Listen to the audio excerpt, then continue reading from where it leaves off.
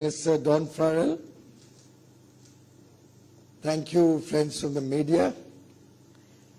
It's truly an honor to have such a high-level delegation led by His Excellency the Prime Minister of Australia, Mr. Anthony Albanese, visit India, different parts of India. The relationship between Australia and India was very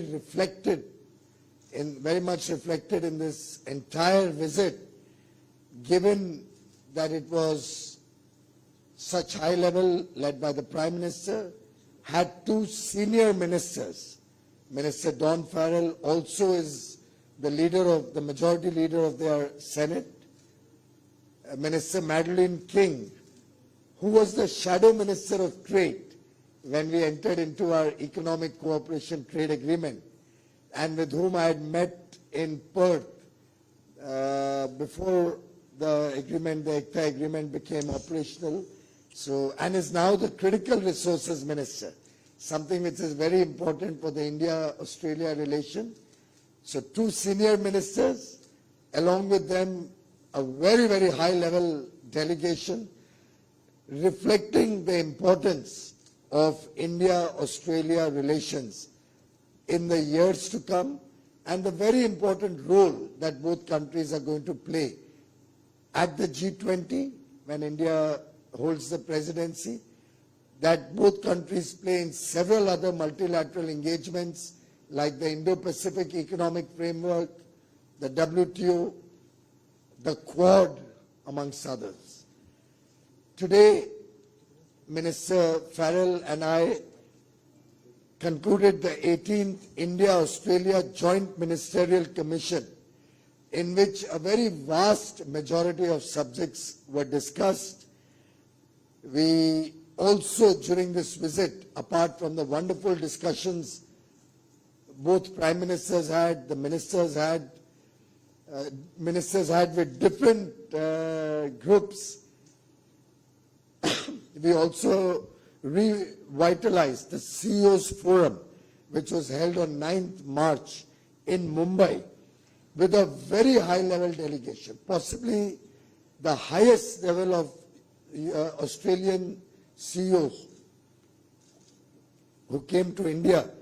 And this Australia-India CEO Forum has been held, I think, after about 40 years, and truly gives energy to this engagement, to our efforts to add greater momentum and economic engagement between Australia and India. Like two brothers, both nations are working together on a very wide variety of subjects. During COVID, Australia and India worked closely on several areas of mutual interest.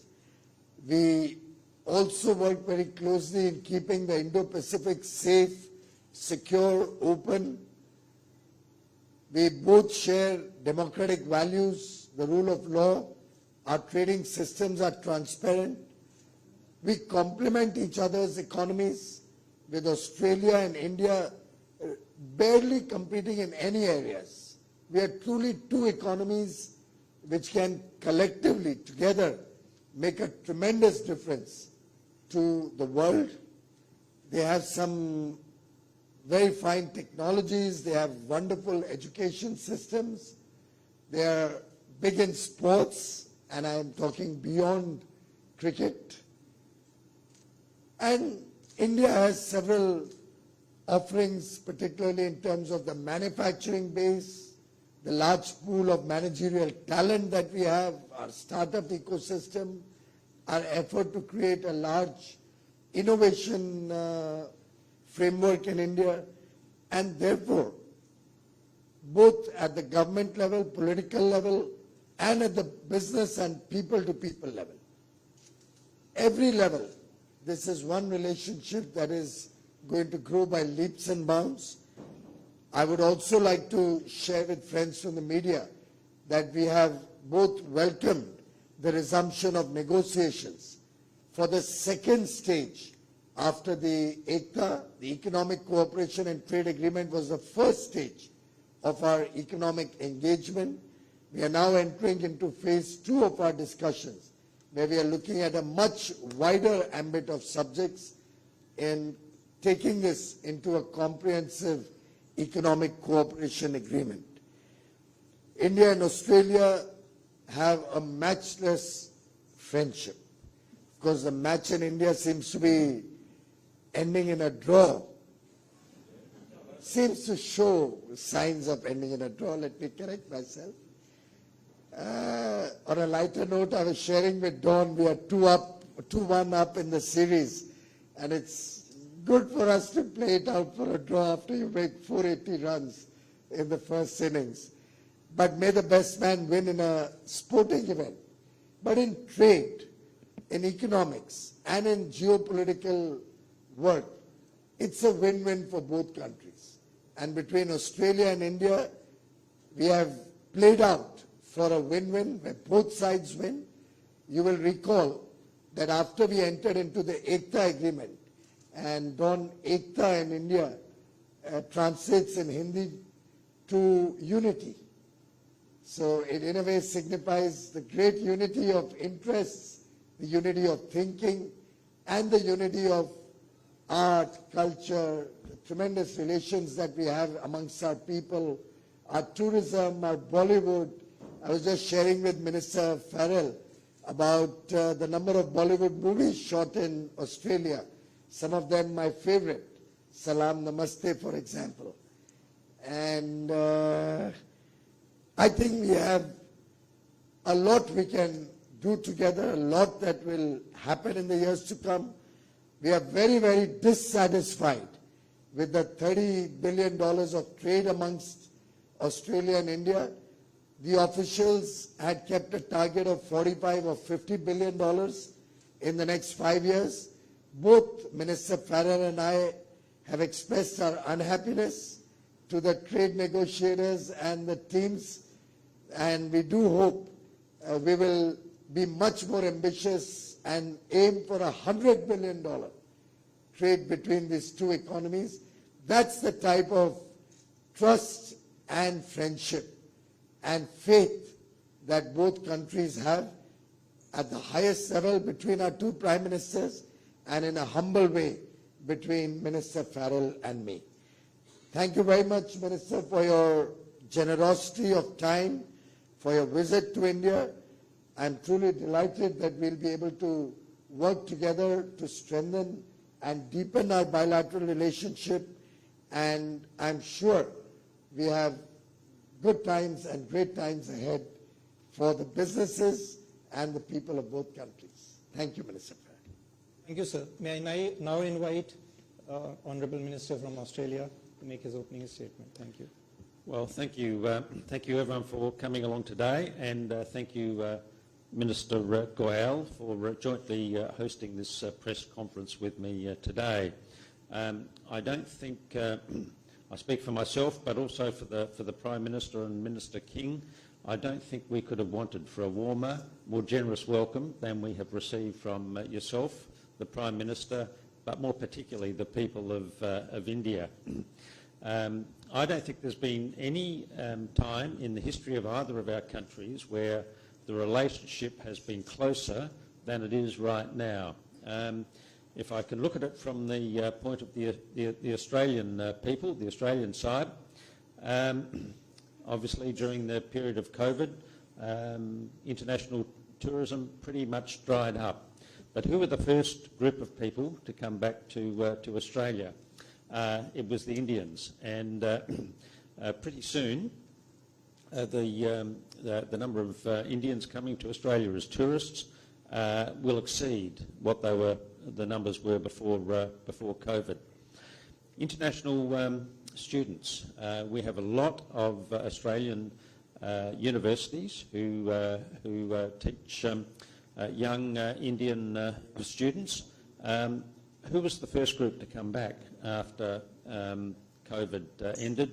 It was the Indian students, to the point now where we're even having trouble finding accommodation for them. There's so many coming back. More importantly, what's the largest group of immigrants coming to Australia right now?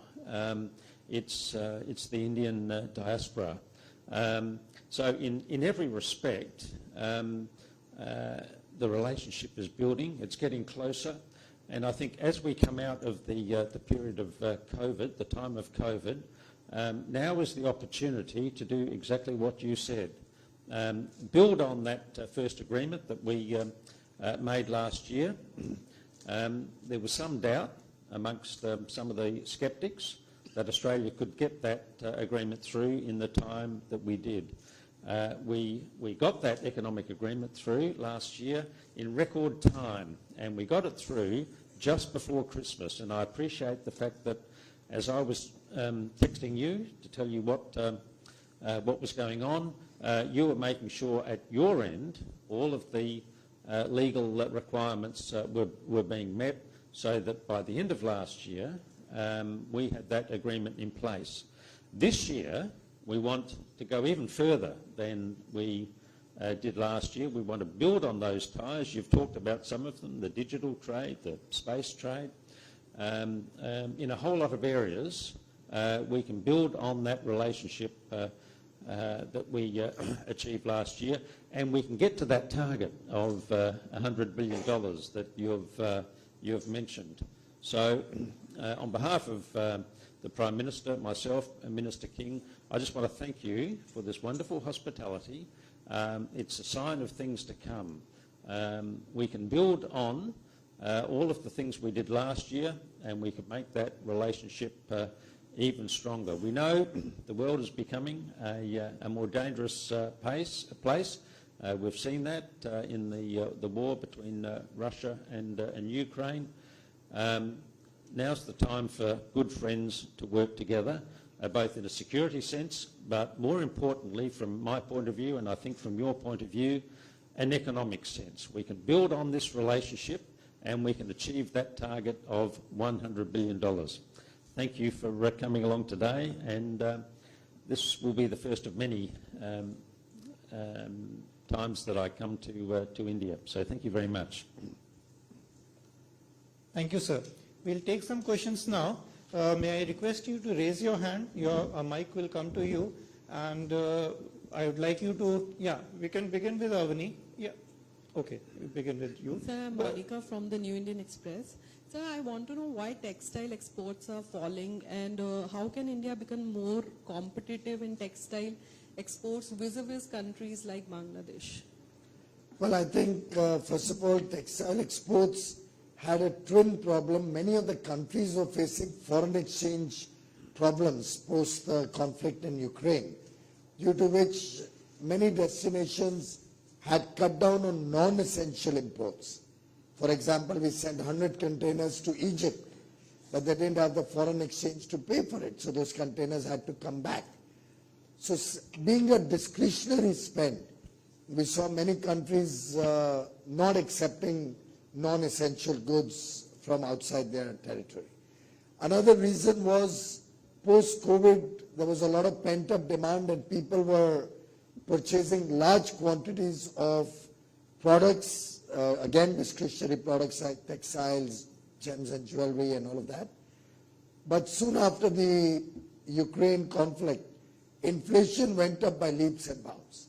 And due to the growing inflation and the stress in economies which had stopped growing, we saw inventories getting piled up and people slowed down their procurement until those inventories reduced. I've been engaged with the export promotion councils very regularly, almost I meet them every 3 or 4 weeks. And the latest information is that most of that inventory is now consumed. Economies are starting to get back into shape. I think the world has kind of learned to live with the challenges and crisis.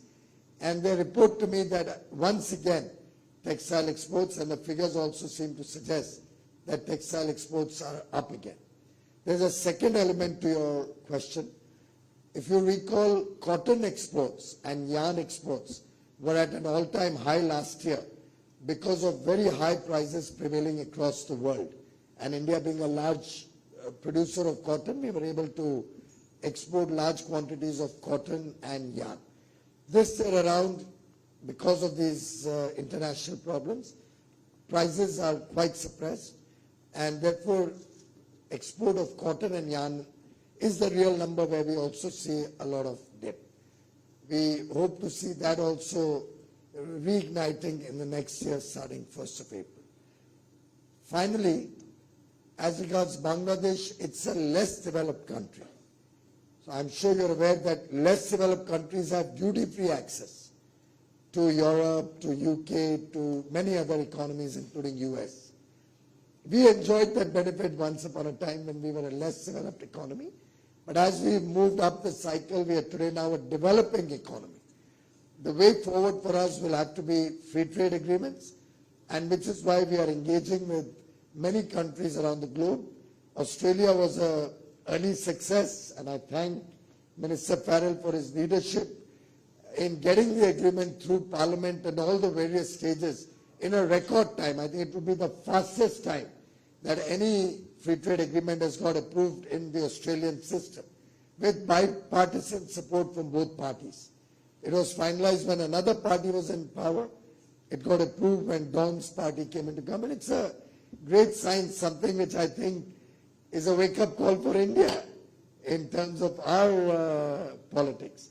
Though fortunately on economic engagement, we still have bipartisan. We've not seen anything change, even with governments changing in India, in the past also.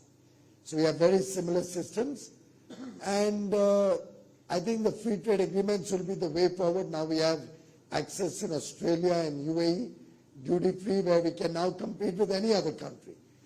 UK, EU, Canada, Israel, potentially GCC soon.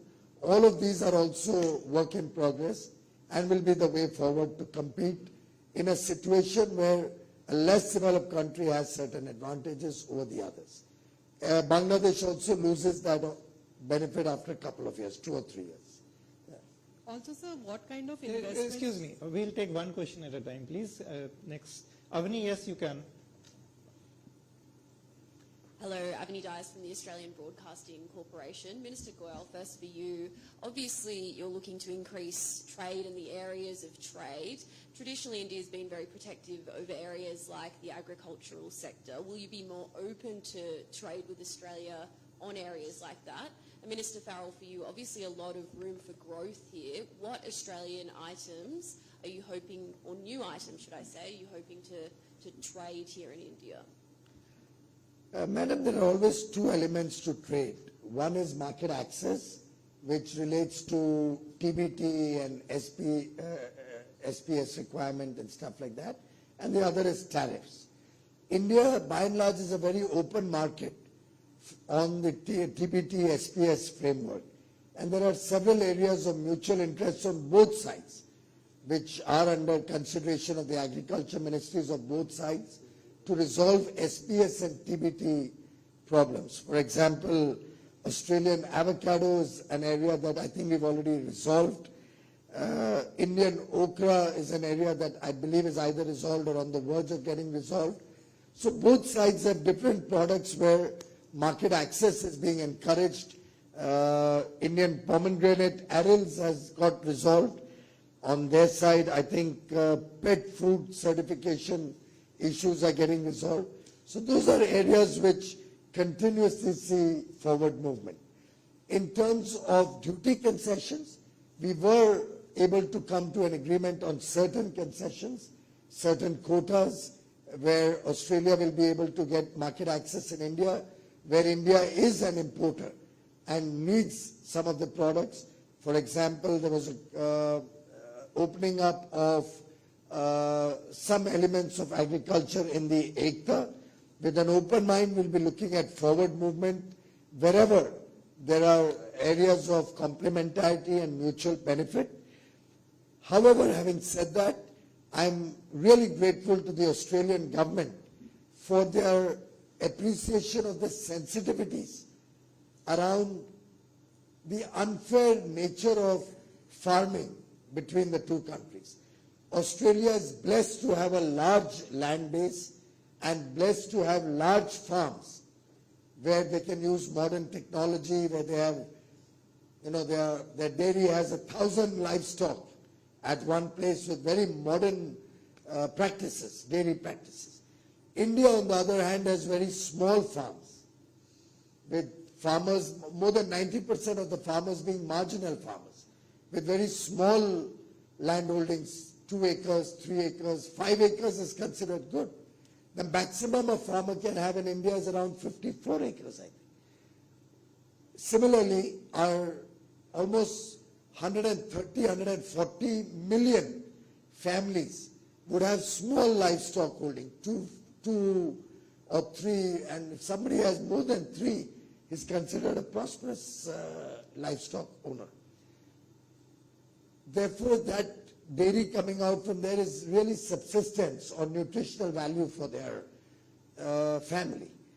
I must place on record the deep appreciation we have for the Australian people, for the Australian farmers, and for the Australian government, who appreciated this sensitivity. I met with the farmer associations in Perth and discussed with them. And I was truly amazed at their open mind and their ability to see through the very different conditions in which both countries are operating.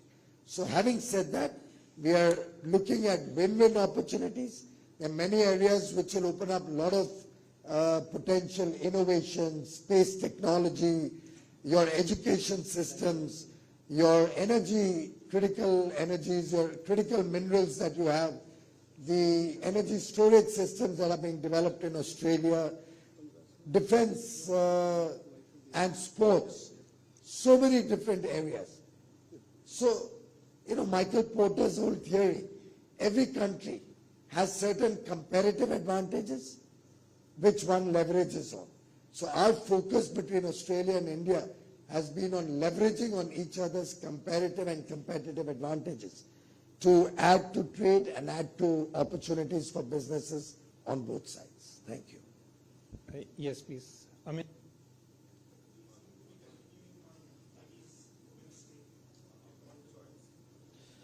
Look, I might just also respond, and I think Minister Goyel has covered a lot of the areas which jointly we're looking at. One area that I particularly want to focus on is this issue of critical minerals. Both of our economies are committed to decarbonising. What's going to be crucial in that decarbonisation process is, for instance, a move to electric batteries. Australia is blessed with either the highest or the second highest reserves of all of the critical minerals that you're going to need to build these electric batteries for these electric cars. And I think Australia is a big country with a small population. We're going to need support and investment from India in order to develop these products.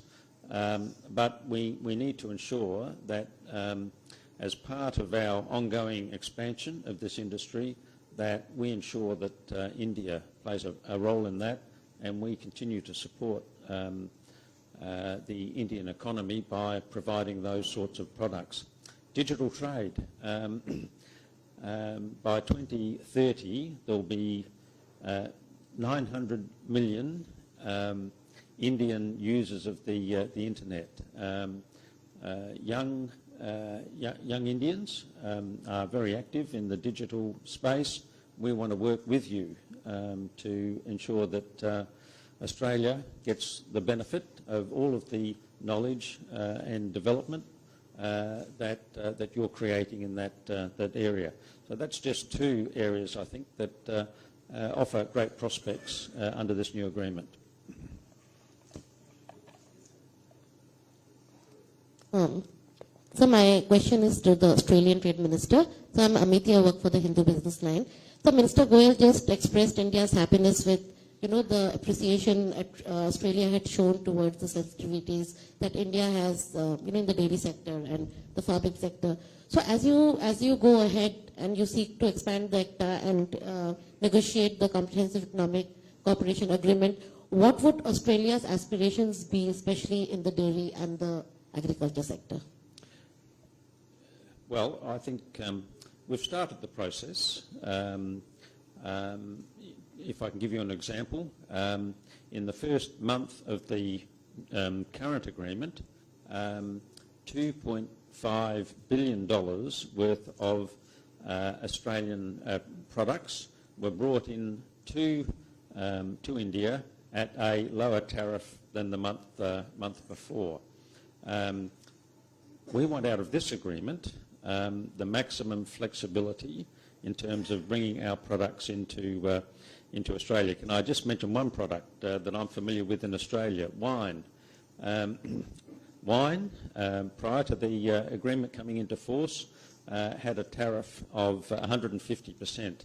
Under the agreement, that tariff has dropped to 75%. But we think we can do even better than that under our discussions now. Now, of course, you've got a wine industry. You don't want that wine industry to be swamped by terrific Australian wine. So what's happened during the process of this agreement is that many Australian companies have come to India to help support your industry there, to build up the knowledge and the quality of your wine. So, as the Minister said, this can be a win-win situation. We can get greater access to your markets, but in the process, you can build your own industries. And in that way, both of our countries increase the wealth and the prosperity of our people. Wine, because traditionally for many years, India always held back, we can't open up wines. When we did a deep dive into this, it's very interesting, and I'd like to share it with all the friends here. We found there were only 6,000 farmers growing grape, and the total investment we'd got into the wine industry was under 1,000 crores, probably nearer to 500 crores. So such a large country with so much potential to grow, somehow was not getting an opportunity to grow the industry. Grapes for wine have to have a certain quality. We need technology to make high quality wines. You need to brand them, you need to market them. And the world is a large market of wines. India could actually land up becoming a huge exporter of wines.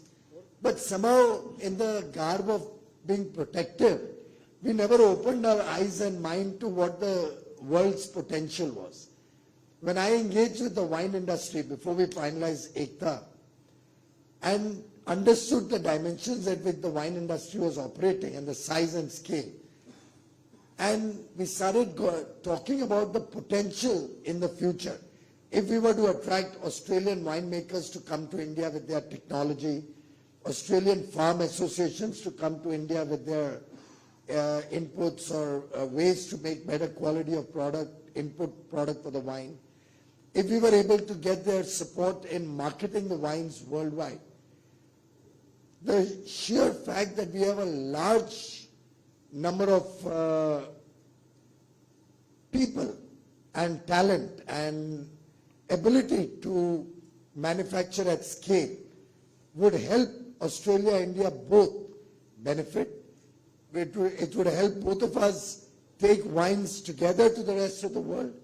And I don't know if any of you was there when we had the final celebratory meeting after the finalization of the agreement, or probably just before that, just before we finalized the agreement. The wine farmers and the winemakers actually spoke at that at length and welcomed this cooperation and said that this is a great step forward, and I do hope in the months to come we'll be able to send our teams from India, from the wine sector, and we'll be able to invite teams from Australia coming in, forging alliances, forging mutual cooperation. Thank you.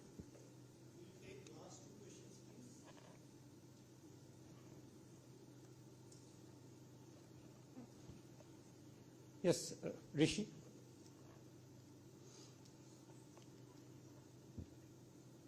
Sir आपने जिक्र किया एकता जो समझौता है उसके बाद ऐसे कौन से सेक्टर हैं इसमें जैसे आपने वाइन या ग्रेप्स की बात जिसमें हम और ज्यादा एक्सप्लोर कर सकते हैं दोनों देशों के अगर दृष्टिकोण से देखें तो मैं अभी माननीय मंत्री जी ने बताया क्रिटिकल मिनरल्स। अब भारत में रेयर अर्थ या क्रिटिकल मिनरल्स का अभाव है, बहुत कमी है। ऑस्ट्रेलिया के पास रेयर अर्थ या क्रिटिकल मिनरल्स जैसे बैटरी में जो जाते हैं वो बड़ा भंडार है जो वो आज के दिन प्रोसेस नहीं करते, उसमें से कुछ मैन्युफैक्चर नहीं करते, लगभग वो दूसरे अन्य देश ऑस्ट्रेलिया से लेके जाते हैं और उनकी इकोनॉमीज उस पर चल रही है, उनकी अर्थव्यवस्था उस पर डेवलप हो रही है, मैन्युफैक्चरिंग इंडस्ट्री आ रही है। हमें भी आगे चल के उदाहरण के लिए इलेक्ट्रिक व्हीकल्स में बैटरी लगती है, उसके लिए ये सब रेयर अर्थ ये सब मिनरल्स की आवश्यकता पड़ेगी। तो हमने चर्चा की है, माननीय प्रधानमंत्री जी के लेवल पे भी इस पे चर्चा हुई है और कल जो इनके साथ इनकी सहयोगी मंत्री मैडलिन किंग जो मिनरल रिसोर्सेज देखती हैं उनकी और माननीय प्रहलाद जोशी जी की भी बड़े विस्तार से इस विषय पे चर्चा हुई है कि हम कैसे कोऑपरेट करें दोनों देश क्रिटिकल मिनरल्स में, कैसे ऑस्ट्रेलिया से हम भारत में क्रिटिकल मिनरल्स ला सकते हैं जिसकी बैटरीज बने, जिससे हमारा इलेक्ट्रिक व्हीकल्स का इकोसिस्टम और बड़े रूप में आगे जाए, जिससे हम पर्यावरण के ऊपर भी प्रभाव ला सके और हो सकता है आगे चल के दिल्ली में अगर हमने सब गाड़ियों को इलेक्ट्रिक कर दिया तो शायद ये प्रदूषण की इतनी बड़ी समस्या जो हम सब झेल रहे हैं वो कम से कम हमारे बच्चों को ना झेलना पड़े।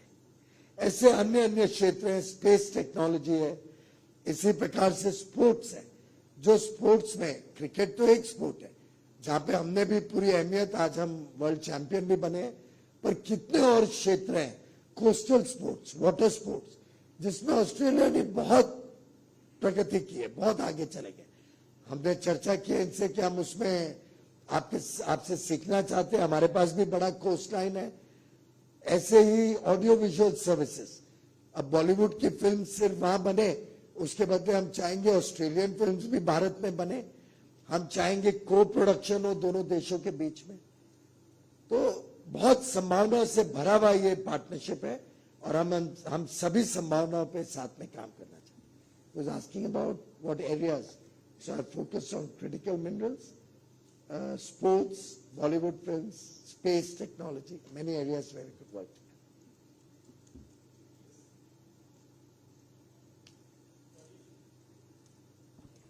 Sir, as part of this SECA negotiations, are we planning to open the ECTA chapters again and include something here or subtract something?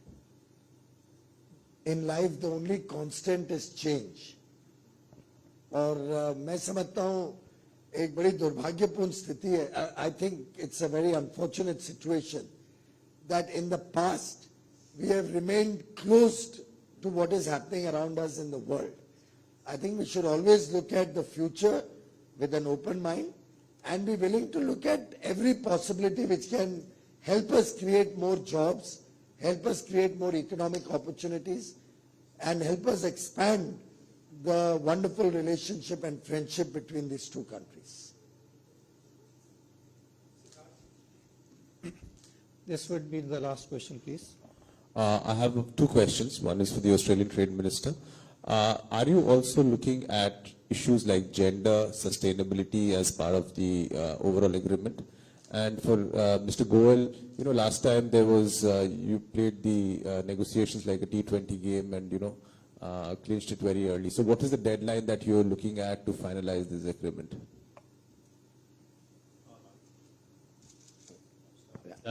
The short answer is yes. We are looking at both of those matters that you've raised, and I think they will be subject of good discussions with the Indian negotiators. Prior to the last election in Australia, so almost 12 months ago now, The previous government did not have as ambitious a target in terms of decarbonising our Australian economy. The new government, the Albanese government, has made a number of commitments, a 2030 commitment for a reduction to 43% and then a 2050 reduction to net zero. They're ambitious targets, but we believe that with some focus, some effort, then we can achieve those targets. And I know from my discussions both with Prime Minister Modi yesterday and of course with Minister Goyal that India is similarly ambitious to make that transition from a fossil fuel economy to a renewable economy. In the past, Australia was a fossil fuel superpower. It's the ambition of the Albanese government to become a renewable superpower. We've talked about critical minerals, but we also need to talk about hydrogen. Australia is, again, blessed with lots of renewable energy. We're going to turn that renewable energy into hydrogen, and while we're transitioning with gas to decarbonise our economy, pretty soon we'll be using hydrogen. And again, we believe that we can build an industry based around hydrogen that will enable us to export to the rest of the world, just like we're doing with fossil fuels at the moment. Well, under Prime Minister Modi's leadership, I think all of us are aware that India has made tremendous strides on gender. We have made tremendous strides on environment. And in fact, we saw at Paris in 2015 at COP21, it was Prime Minister Modi who led from the front and brought all the different points of view together so that the world could come to a collective understanding on mutual respect for each other's conditions and concerns, as well as a shared and collective effort to fight this very serious challenge of climate change. India is a responsible global citizen, and we are proud of our achievements in terms of meeting our nationally determined contributions. India has set for itself a very ambitious target to be net zero, despite the fact that we are a developing economy and have a long way to catch up with the developed world. We believe that sustainability will be a part to economic progress also. It will add to our economic value, it will add jobs to the economy, and it will save lives. And India has very ambitious goals which we set before ourselves. You may be aware that, for example, we had a goal to be 40% clean energy in our installed capacity base by 2030. We achieved it in 2021 itself, 9 years ahead of schedule. Probably the only country in the world to achieve such a massive transformation in our energy mix. Now Prime Minister Modi has set a goal of 500 gigawatt by 2030. So we will be moving, as a matter of record, from 2014, when we came into government, we had barely 1 or 2 gigawatt of solar power. And collectively, in terms of renewable energy, we probably got 45 or 50 gigawatts in all. We'll be progressing that to 500 gigawatt by 2030. The fastest growth seen anywhere in the world. Similarly, you are all aware of the series of steps over the last 9 years that the Modi government has taken to give pride to our women and to work towards gender equality. Beti Bachao, Beti Padhao, whether it's free toilets to over 117 million families, homes, whether it's increased maternity leave, whether it's respect for working conditions for women and their safety, and a series of other measures that have been taken over 9 years reflect the confidence with which India today talks to the rest of the world, both in environment and in gender. And therefore, India is open to negotiations, open to discussions, and will look to engage with the rest of the world from a position of strength, from a position of achievement, and learn from the best practices, and also look at new economic opportunities with other countries. Minister Farrell rightly spoke about green hydrogen. India hopes to expand our green hydrogen ecosystem, converting to ammonia, and become a net exporter going forward. Prime Minister Modi, and I'm sure friends from the media are aware, he has articulated the vision of one earth, one sun, and one grid. And this is not something that he spoke today. It's been at the core of Prime Minister Modi's philosophy for years, if not decades. He first articulated this in a speech in Gujarat as Chief Minister of Gujarat around 15 years ago. And he's he's very passionate about clean energy, he's very passionate about saving people from environmental hazards. And who knows, we are already in dialogue with UAE on this side and Saudi Arabia.